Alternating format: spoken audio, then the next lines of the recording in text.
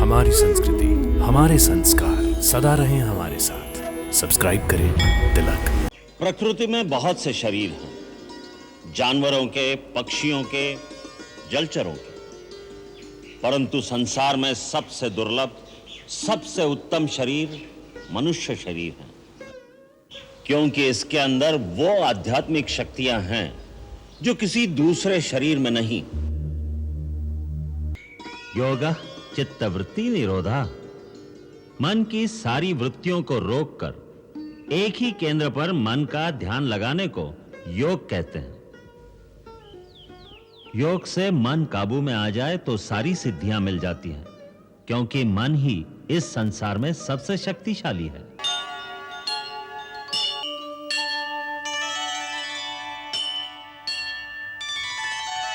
या कुंदेन्दु तुषार हार धवला, या शुभ्रवस्त्रावृता, या वीणावरदण्ड मण्डितकरा, या श्वेतपद्मासना, या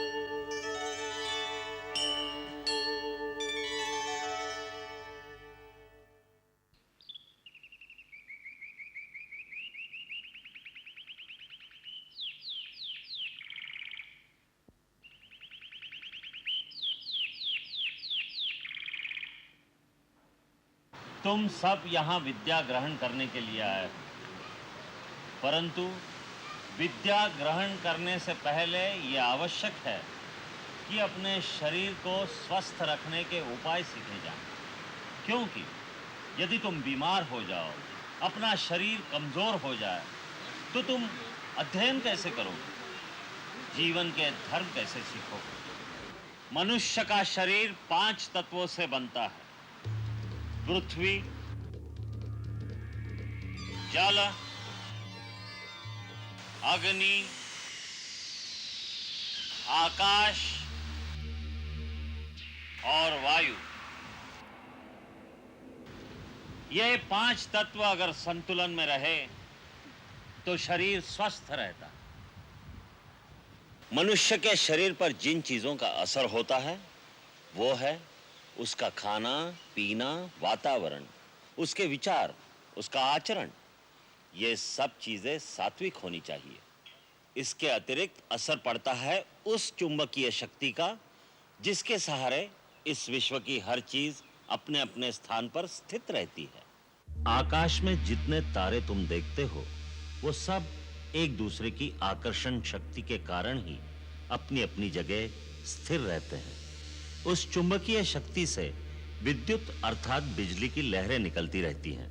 वो लहरें सूरज, चांद, सितारों और हमारी धरती, यहां तक कि हमारे शरीर पर भी असर डालती हैं। मैं तुम्हें अपने शरीर में दिखाता हूं। देखो कैसे ये लहरें मनुष्य के शरीर पर असर डालती हैं। याद रखो, मनुष्य के शरीर में भी चुंबकीय ध्रुव होते हैं, जिनके गिर्द ये तरंगे वृत्ताकार घूमती रहती है। वो दिखाई नहीं देती, परंतु उनका बहुत गहरा प्रभाव हमारे शरीर पर पड़ता है, जो हमारे मानसिक और शारीरिक स्वास्थ्य के लिए बहुत महत्वपूर्ण है। इसलिए सोते समय तुम्हें ऐसी दिशा में सोना पड़ेगा जिससे तुम्हारे शरीर पर धरती की उन लहरों का अनुकूल असर पड़े। हमसे पिताजी ने कहा था कि आश्रम में नंगे पांव रहना पड़ेगा, और ये भी कहा था कि धूप और बरसात में छाता नहीं मिलेगा। ऐसा क्यों गुरुदेव? क्योंकि गुरु का कर्तव्य है कि वो अपने शिष्यों को मजबूत बनाए, ताकि जीवन में हर परिस्थिति का वो सामना कर सके। आज तुम राजकुमार हो, कल को वनवास में जाना पड़ जाए, और उस समय जो मजबूत नहीं होगा वो टूट जाएगा। इसीलिए ये कठोर तपस्या की आवश्यकता है।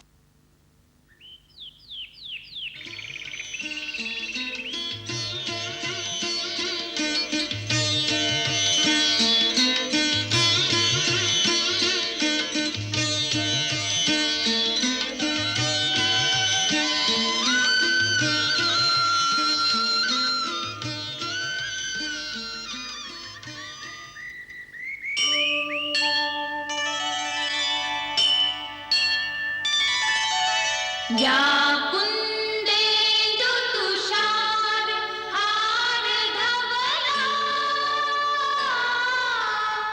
या शुभ्रवस्त्रावृता या वीणावरदण्ड मण्डितकरा या श्वेतपद्मासना ब्रह्माच्युत शंकर प्रभृतिभिर्देवैः सदा वन्दिता सा मां पातु सरस्वती भगवती निःशेषजाड्यापहा निःशेषजाड्यापहा।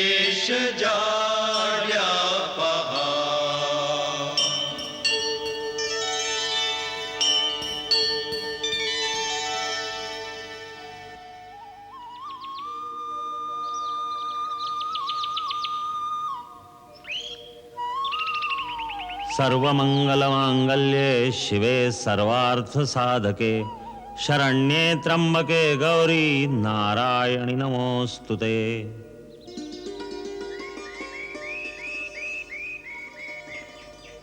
प्रकृति में बहुत से शरीर हैं, जानवरों के, पक्षियों के, जलचरों के, परंतु संसार में सबसे दुर्लभ, सबसे उत्तम शरीर मनुष्य शरीर है, क्योंकि इसके अंदर वो आध्यात्मिक शक्तियां हैं जो किसी दूसरे शरीर में नहीं। आध्यात्मिक और मानसिक शक्ति का यह भंडार हर मनुष्य शरीर में होता है, भले ही वो शरीर ऊंची जाति का हो या नीच जात का हो, किसी रंग या किसी नस्ल का हो, प्रकृति उसमें भेदभाव नहीं करती। इसीलिए हर मानव शरीर को मुक्ति का द्वार कहा जाता है। शरीर के मुख्य केंद्रों में निरंतर इस शक्ति का स्पंदन होता रहता है। जब तक उसे जगाकर अपने काबू में न किया जाए उसका कोई फायदा नहीं, वो बेकार चीज है। वैसे ही जैसे किसी कंजूस के घर भंडार तो भरे हों और वो भूखा बैठा रहे। हर मानव शरीर में इस शक्ति के 7 केंद्र होते हैं जो योगाभ्यास द्वारा जागृत किए जा सकते हैं। मैं तुम्हें अपने शरीर में ये 7 चक्र दिखाता हूं।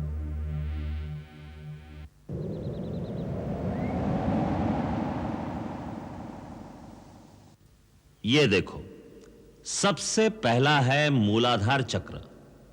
ये इस शक्ति का निवास स्थान है। यहां जिस रूप में यह शक्ति निवास करती है उसे कुंडलिनी भी कहते हैं। गुरु की कृपा और सहायता से इस शक्ति को यहां से जगाकर दूसरे केंद्र तक पहुंचाया जाता है, जिसे स्वाधिष्ठान चक्र कहते हैं। फिर स्वाधिष्ठान चक्र को भेद कर जब यह शक्ति आगे बढ़ती है तो तीसरे केंद्र पर पहुंचती है, जिसे मणिपुर चक्र कहते हैं। फिर मणिपुर चक्र का भेदन करके इस शक्ति को आगे बढ़ाकर चौथे केंद्र पर पहुंचना होता है। इसे अनाहत चक्र कहते हैं। यहां से विशुद्ध चक्र और फिर यह शक्ति अजन चक्र को जागृत करती है। अजन चक्र श्वेत वर्ण और भ्रुकुटी के मध्य में 2 पंखुड़ियों के बीच स्थित होता है। उसका बीज मंत्र है ओम ओम। यदि इस परम शक्ति का दुरुपयोग किया जाए या इसमें कोई भूल की जाए तो यही शक्ति बेकाबू हो जाती है, जिससे साधक भटक जाता है और भटका हुआ साधक खतरनाक होता है। वो इस शक्ति से दूसरों का भी नाश कर सकता है और अंत में यही शक्ति उसका भी नाश कर देती है। इसलिए यह आवश्यक है कि गुरु की आज्ञा और सहायता के बिना यह अभ्यास न किया जाए। जब यह शक्ति जागृत होती है तो सब केंद्रों में ऊर्जा और तेज का एक ऐसा वेग होता है जैसे गंगा का प्रवाह हो। उसका तेज कई सूर्यों की तरह प्रकाशमान होता है। कुंडलिनी जब आगे बढ़ती है तो साधक को चेतना की अलग-अलग परतों का अनुभव होता है, यहां तक कि जब वो छठे चक्र का भेदन करके सहस्रार तक पहुंचती है तो योगी पूर्ण समाधि में लीन हो जाता है। जहां रोशनी ही रोशनी है, प्रकाश ही प्रकाश है, वहां पहुंचकर एक अलौकिक आनंद की अनुभूति होती है, जहां मानव की चेतना आदि और अंत की सीमाओं को पार कर जाती है। वो परम चेतना की परिसीमा है, जहां तीनों काल और समस्त लोक उसके सामने प्रकाशित हो जाते हैं।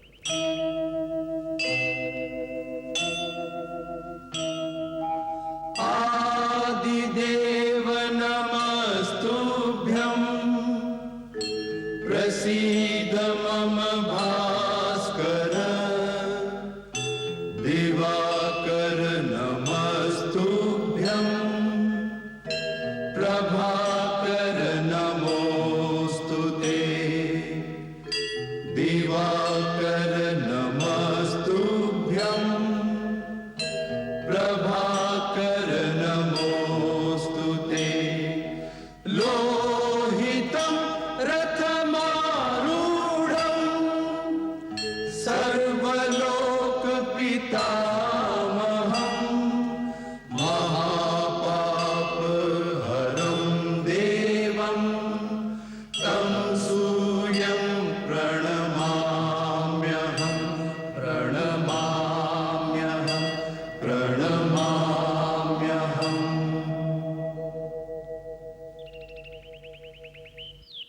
सूर्य वंदना वैज्ञानिक भी है, आध्यात्मिक भी। सूर्योदय के समय सूर्य की ओर मुंह करके वंदना करने से शरीर स्वस्थ होता है, मन में प्रकाश आता है और जीव के अंदर ऊर्जा बढ़ती है। यही समय योग साधना के लिए भी उत्तम होता है। योग क्या है? योगा चित्तवृत्ति निरोधा, मन की सारी वृत्तियों को रोककर एक ही केंद्र पर मन का ध्यान लगाने को योग कहते हैं। योग से मन काबू में आ जाए तो सारी सिद्धियां मिल जाती हैं, क्योंकि मन ही इस संसार में सबसे शक्तिशाली है। वही मनुष्यों के बंधन और मोक्ष का कारण होता है, वही पाप और पुण्य का कर्ता है। पुण्य क्या है, पाप क्या है गुरुदेव? किसी जीव का दुख दूर करना, उसे सुख पहुंचाना, उससे प्रेम करना, यही पुण्य है, यही धर्म है। और किसी को पीड़ा देना, किसी का मन दुखाना, यही अधर्म है, यही पाप है। प्रेम ही पुण्य है, घृणा ही पाप है। इन्हीं पाप पुण्यों में घिरा हुआ जीव एक योनि से दूसरी योनि में जन्म लेता, मरता और फिर जन्म लेता रहता है। ये जन्म लेना क्या होता है गुरुदेव? मरण? गुरुदेव, ये मरण क्या होता है? प्राणी जब किसी शरीर में आता है तो उसे जन्म कहते हैं, और उस शरीर को छोड़कर किसी और स्थान पर चला जाता है तो उसे मरण कहते हैं। असल में केवल शरीर मरते हैं, आत्मा नहीं मरती। हमारे अंदर जो जीवित है वो जीवात्मा है। हम सब जीवात्मा ज्योति कणों की तरह समय की अनंत लहरों पर बहते चले जा रहे हैं, बहते चले जा रहे हैं। असल में हर जीवात्मा इस अनंत पथ पर अकेली ही सफर करती है। रास्ते में द्वीपों की तरह कई धरतियां, कई लोक आते हैं, जहां हम जन्म लेते हैं, जहां जन्म लेकर हम दूसरे जीवों के साथ मिलने बिछड़ने, दोस्ती दुश्मनी का खेल खेलते हैं। फिर एक दिन वहां का शरीर भी छोड़कर हम समय की लहरों पर फिर से अकेले ही आगे चल देते हैं। बिछड़ने वालों का मोह थोड़ी दूर तक पीछा करता है, परंतु जीव तो नए नए रूप धारण कर लेता है। नया जन्म होने तक वो कई नए नए लोगों के बीच नए नए रूपों में अकेला ही भटकता रहता है, भटकता रहता है, भटकता रहता है। इसका अंत कहाँ है? अंत केवल मुक्ति में है, और मनुष्य मुक्ति तभी पा सकता है जब पाप और पुण्य दोनों से परे हो जाए, क्योंकि पाप और पुण्य दोनों ही जंजीरें हैं, एक लोहे की, एक सोने की। परंतु जब तक जिएगा कर्म तो करेगा ही। वह कर्म या तो पाप होगा या पुण्य होगा। फिर प्राणी कैसे छूटेगा माया के इस बंधन से? तुमने ठीक कहा राम, कर्म तो करना ही पड़ता है, परंतु जब कर्म निष्काम कर्म हो जाता है, फल की इच्छा से रहित हो जाता है, तो जीव कर्म फल से मुक्त हो जाता है। इसके दो ही सरल तरीके हैं, एक भक्ति और दूसरा साक्षी भाव का अभ्यास करना, अर्थात कर्ता का अहंकार छोड़ना, कर्ता होते हुए भी दृष्टा हो जाना। कर्ता होते हुए दृष्टा कैसे हो सकता है गुरुदेव? मेरे पास आओ, मैं बताता हूं।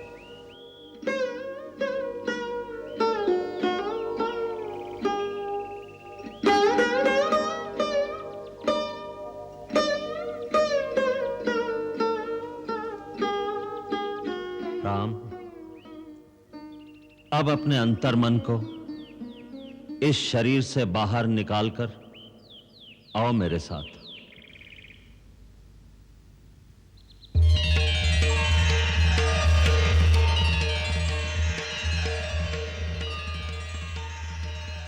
अब यहां से देखो, अहंकार और माया का संसार। एक गुरु है वशिष्ठ, जो अपने आप को बहुत बड़ा ज्ञानी समझता है और अपने शिष्यों पर अपनी विद्वत्ता का सिक्का जमाने की कोशिश कर रहा है। परंतु वो तो बहुत अच्छा काम कर रहे हैं। विद्यादान तो पुण्य है। पुण्य है, परंतु पुण्य में भी एक डर है। यह अहंकार पैदा कर सकता है, जिससे बचना चाहिए। उधर देखो, उन बच्चों को।